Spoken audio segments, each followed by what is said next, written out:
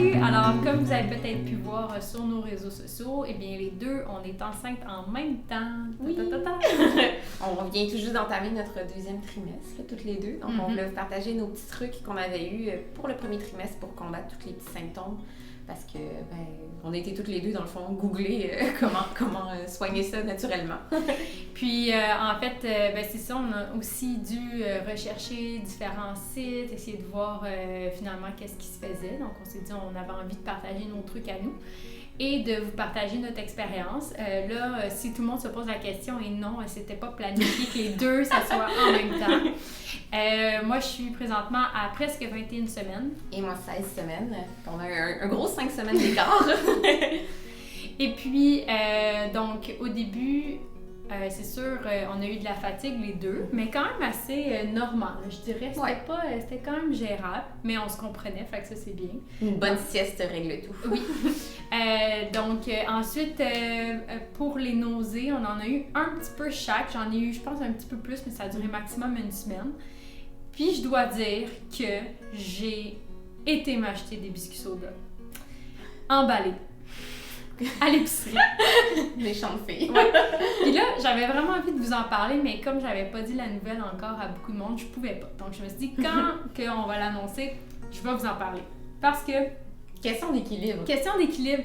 On fait beaucoup de choses dans nos vies pour réduire notre empreinte écologique et tout ça, mais quand vient le temps qu'on vit des changements dans nos vies, des grosses situations. Des situations comme ça, honnêtement, ce côté-là passe un peu à côté. Puis c'est pas pour mal faire, c'est juste qu'on croit vraiment que l'équilibre dans la vie, c'est bien, c'est sain. Puis à ce moment-là, comme le Rue l'a vécu aussi, il n'y avait pas grand-chose qui rentrait au niveau de l'alimentation. On s'alimente super bien dans la vie de tous les jours, là, des smoothie bars, des salades, name it. Mais à ce moment-là... J'avais envie de rien. L'appétit, là, est vraiment pas là. Donc...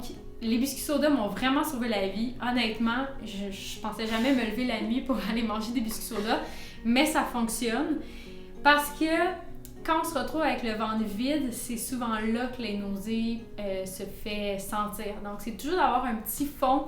On a remarqué les deux aussi qu'on mangeait pas beaucoup, mais tout le temps. Souvent. Fait qu'on a toujours notre sac plein de collations. C'est vraiment incroyable quand on sort maintenant. Toujours prête pour coller. Ouais. Mais c'est ça. Juste pour vous dire que c'est correct si vous allez vous acheter des biscuits soda. J'en ai pas racheté. J'en ai acheté un paquet. Ça m'a aidé. Puis ça a été ça. Puis du Perrier, de l'eau gazeuse. Ça m'a vraiment aidé. Puis c'est correct. Puis il faut pas se sentir coupable comme ça. Donc ça a été mon truc numéro 1. Sinon, moi, j'avais zéro envie de cuisiner. J'étais vraiment fatiguée. Fait que ça m'a vraiment beaucoup aidé d'avoir déjà des repas de tout près dans mon congélateur. Comme ça, je n'avais pas à me casser la tête à qu'est-ce que je vais manger, puis est-ce que ça va être santé. Puis on est vraiment toujours porté à commander de la nourriture dans ce temps-là quand on n'a pas envie de cuisiner puis qu'il n'y a rien qui nous tente vraiment. Donc, d'avoir déjà des sauces prêtes au congélateur, des soupes, des biscuits, toutes sortes de choses comme ça vaut la peine de faire des recettes en double puis de les congeler en prévision de petits moments comme ça. Ça va être vraiment beaucoup. Puis aussi au niveau de l'énergie, des nausées, tout ça, un super bon truc, c'est de se faire des grandes infusions de gingembre et citron. Donc ça l'aide vraiment de à rester hydraté parce que c'est vraiment important de rester hydraté parce que quand on se déshydrate, ça peut être là que les symptômes surviennent. Surtout avec les chaleurs cet été. Oui, on a eu des belles canicules. Et donc, ce qu'on fait, c'est qu'on va couper des morceaux de gingembre, on va les faire infuser dans un chaudron d'eau assez longtemps pour que ça fasse une couleur. Ensuite, on va le transférer dans... Moi, je prends les gros litres de peau maçon, puis je rajoute du jus de citron dedans. Puis je bois ça toute la journée. Donc ça a été vraiment quand même un bon truc pour...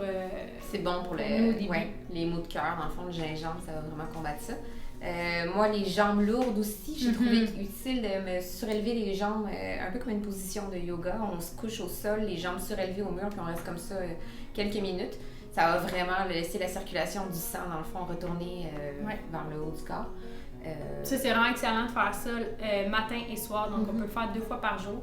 Puis ça, c'est bon pour n'importe qui. Là. C'est vraiment excellent. Mais en début de grossesse comme ça, c'est vraiment génial. Et à la fin, j'imagine oui, un peu n'importe quand. On vous en reparlera. Sinon, qu'est-ce qu'il y avait eu? Au niveau de l'énergie, tous les deux, on pratiquait déjà le yoga, la méditation, mais c'est sûr qu'on n'a pas eu des débuts de grossesse pareils. Dans mon cas, j'ai continué ma pratique, j'ai pu continuer ma pratique, puis honnêtement, ça m'a vraiment aidé de continuer à bouger, à m'activer, d'aller dehors, de marcher puis d'aller à mes cours.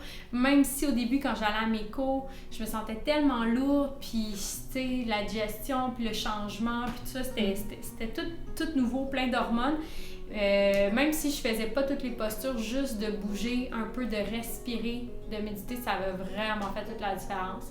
Fait que continuez de bouger si vous pouvez, si votre corps vous le permet, puis vous n'avez pas de problème de santé reliés au début de grossesse. Moi, j'avais pas mal tout arrêté pour les 12 premières semaines, mais juste de continuer d'aller marcher, ça va aider pour le mental et pour le physique. Ouais. Fait que c'est aussi comme on disait tantôt, l'équilibre.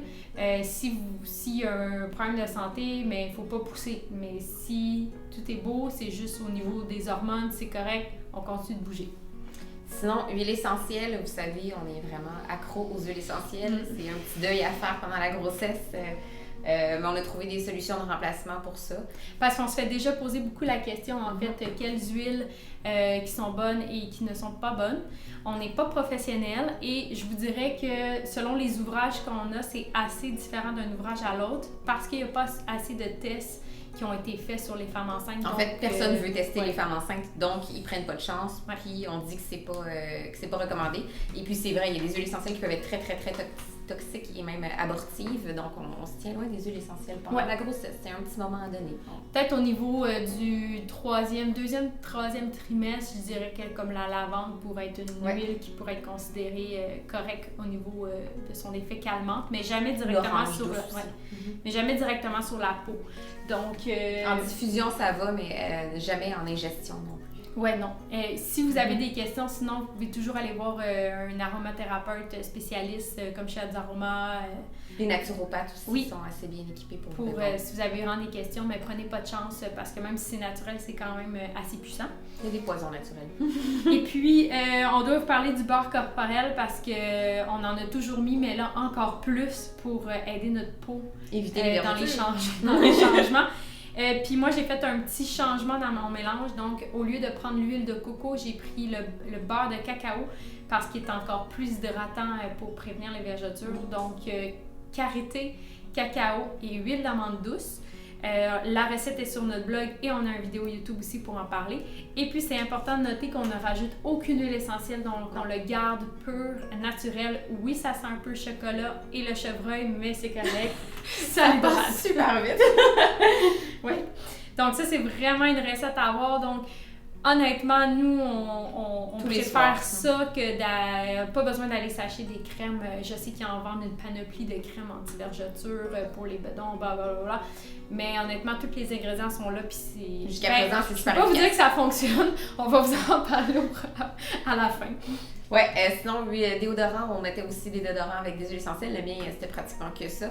J'ai dû changer aussi. Maintenant, je prends la recette de Stéphanie, puis j'ai omis les huiles essentielles tout simplement, puis ça fonctionne aussi. C'est bien. Des fois, avec un changement hormonal, il y a des recettes qui fonctionnent mieux qu'avant. Oui, c'est vrai. Et puis finalement, au niveau des vêtements, là, on est quand même assez au début, mais c'est sûr que le ventre commence à prendre la place. Puis on ne veut pas nécessairement acheter trop de vêtements qu'on ne va pas reporter. C'est sûr que d'avoir un ou deux pantalons avec un panneau, ça va être inévitable à un moment donné. C'est la chose la plus confortable au monde. Oui. On repousse en prenant l'élastique autour du jeans, mais honnêtement, c'est quand même confortable le pantalon. Sinon, choisissez des vêtements qui sont évolutifs, comme on a cette robe de Maman Gaga qu'on aime beaucoup, qu'on va pouvoir porter avant, pendant et après la grossesse. Oui. Sinon, demandez à votre entourage. Je suis quand même chanceuse d'avoir des sœurs qui ont eu des enfants, donc je me fais prêter des vêtements. Mais sinon, si vous avez des amis autour de vous, un coup que la grossesse est faite, généralement, on ne reporte pas les pantalons panneaux, à moins que vous y preniez vous. Mais généralement, c'est quand même faisable de trouver des vêtements seconde main ou emprunter juste le temps de la grossesse puis on les retourne après. Oui, il existe des groupes Facebook de vêtements comme ça. Sinon, il y a les friperies aussi, dans plusieurs endroits de maternité ou de soins pour bébés. Dans notre dernier blog sur les vêtements, on en parle aussi d'une compagnie ou deux de location de vêtements pour la maternité qui peut être une option intéressante. Sinon, on va vous refaire en fait des vidéos. Mentionnez-nous qu'est-ce que vous aimeriez, qu'est-ce qui vous intéresse sur le sujet parce que nous, on commence vraiment à s'intéresser à tout ce domaine de l'enfant. C'est nouveau. Et donc, c'est sûr qu'on va découvrir plein de belles choses puis on va éventuellement vous montrer aussi les achats qu'on a faits seconde main ou neuf importants. Peut-être notre shower, peut-être la chambre. Ce qui vous intéresse dans le fond. Dites-nous vos suggestions puis on vous garde à jour. C'est excitant.